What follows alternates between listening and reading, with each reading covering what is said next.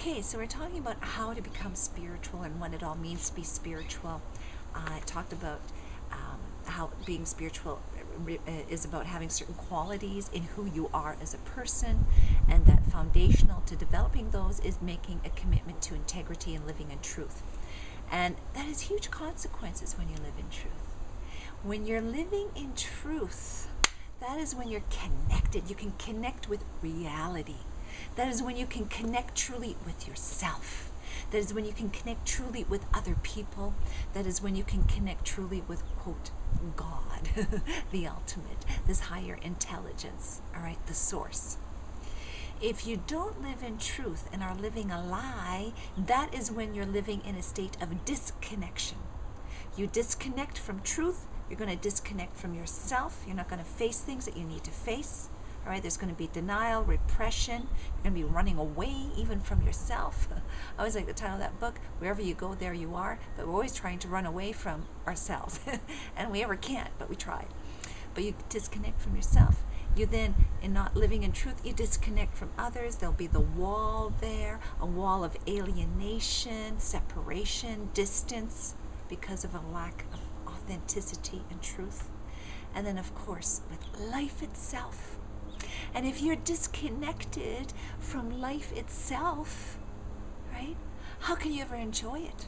How can you ever truly live it if you're not there? And fulfillment and joy and love and peace, all right, all of that good juicy stuff of spirituality can only come to you when there's that connection.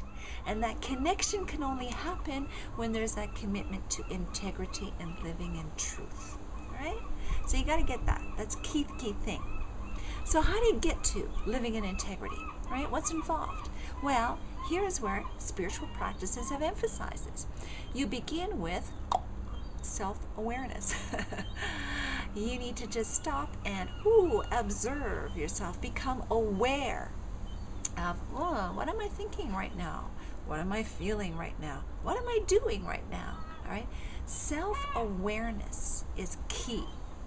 Because once you then practice self-awareness, you can start to observe, I'm having these thoughts, these feelings, these actions that really are lacking in integrity, that really are distorting things, that are a reflection of my woundedness in ways that I'm not really wanting to face, and I'm denying and running away from.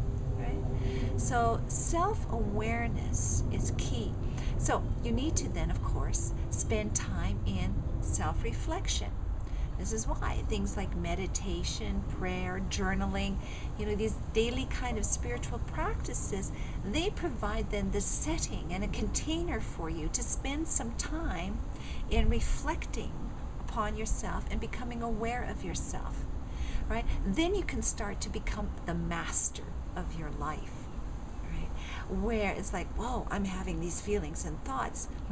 Now that I'm aware of them, I now have a power of choice as to whether or not I want to continue with those thoughts, feelings, and actions, or if I want to go a different course.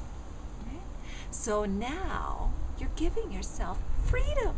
Freedom that you didn't have if you weren't being reflective, okay, and aware of what's going on with you, where you're just kind of feeling this, thinking that, doing that, just right off the cuff. You then become your own prisoner, a prisoner of your own thoughts, your own emotions, your own behaviors.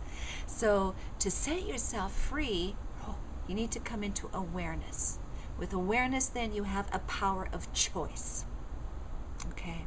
And then you can start to enter into freedom. Key thing. So that's the next step that you need to do for being on the spiritual path and awakening your sense of spirituality in your life. Right? So this is Linda Christensen with ConsciousLivingPrograms.com, and take in the next video as I continue.